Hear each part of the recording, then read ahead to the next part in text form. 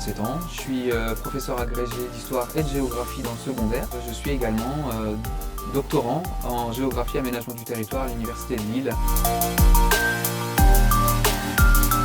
Je travaille sur ce qu'on appelle les pratiques spatiales ou pratiques quotidiennes d'habitants. Tous ces verbes d'action, se loger, se divertir, consommer, etc. Le cadre spatial de mon étude, c'est le périurbain, et particulièrement le périurbain lillois et strasbourgeois. L'opportunité de découvrir le métier de consultant, du conseil, m'a vraiment interpellé positivement, et savoir si mon domaine, ma spécialité qui est la géographie et l'aménagement du territoire pouvait être en adéquation avec ce qu'on pourrait rechercher des entreprises privées ou publiques. De fil en aiguille, quand j'ai vu la possibilité de pouvoir s'exercer avec un stage pratique de 3 jours, je me suis dit banco, c'est le moment. Pour être tout à fait honnête, ça a été un méli-mélo de ressentis plutôt positifs, mais il y a des moments où on sort de sa zone de confort. Et lorsqu'on réalise que notre sujet n'est pas du tout dans notre domaine de compétences scientifiques, on se dit bon, bah, à quoi on va servir? J'ai une formation d'historien, de géographe, je travaille dans l'enseignement, et puis là c'était travailler sur des capteurs qui comptent des personnes qui rentrent et qui sortent d'un bus. On est sur un domaine de technologie proposé par une start-up. Bon voilà, la problématique est une problématique scientifique, technologique. Voilà, je voyais pas trop ce que je pouvais apporter, mais en fin de compte, en tant que doctorant, on est quand même un peu amené à manipuler la complexité, donc on peut comprendre les enjeux, les tenants, les aboutissants de cette entreprise, de son produit. On se rend compte que finalement, on a notre part à jouer, par du réseau, par une structure de pensée, puis avec les collègues, puisque c'est un travail d'équipe, c'est ça qui est intéressant, c'est qu'on apprend des doctorants avec qui on travaille, qui sont dans d'autres domaines de spécialité. Et en croisant toutes les expériences de tout le monde, on produit quelque chose, et on se rend compte que finalement le chemin parcouru sur 3 jours, 2 jours et demi en fin de compte, est assez long, assez intense.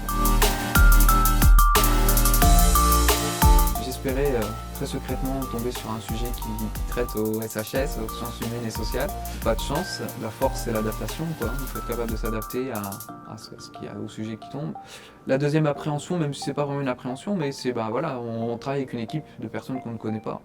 Quand on travaille une thèse, on est habitué à travailler seul et avec son laboratoire. Là, on se dit, voilà, on va tomber avec des collègues qui viennent d'autres universités, qui viennent d'autres spécialités, et ça peut être parfois un peu déroutant. Personnellement, je suis assez curieux et j'aime bien l'altérité au niveau de la curiosité scientifique. Enfin, c'est quelque chose qui m'anime, donc ça m'a pas trop gêné. Voilà. Mais bon, c'est vrai qu'après on est 8 à 10 heures par jour avec l'équipe, avec un projet qui est parfois un peu de pression, on rentre dans le jeu. Donc voilà, ça crée parfois des discussions, je dirais, chargées de passion. Et ça, ça fait partie du parcours, c'est intéressant.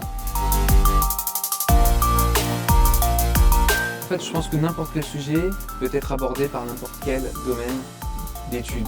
Sur notre sujet, on venait vraiment d'horizons différents, domaine artistique et informatique, le domaine juridique du droit, le domaine vraiment purement technologique, et puis un géographe.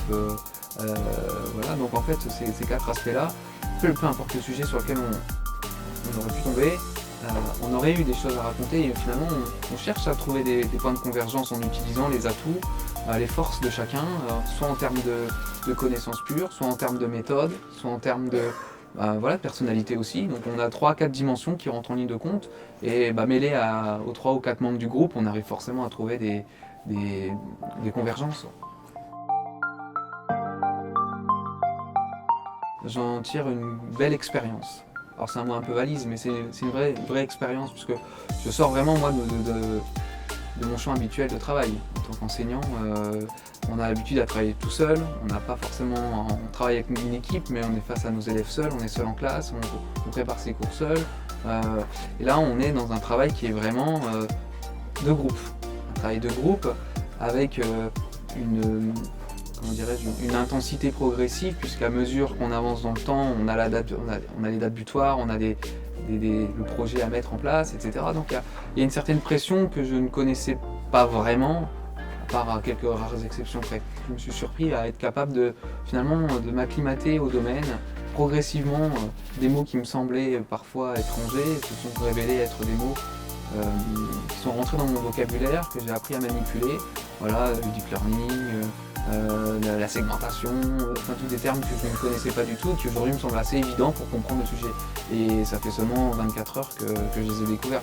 Donc en fait, cette expérience permet de voir qu'on a un potentiel qui peut être exploité par le groupe et par, je dirais, la mise en condition de cette activité.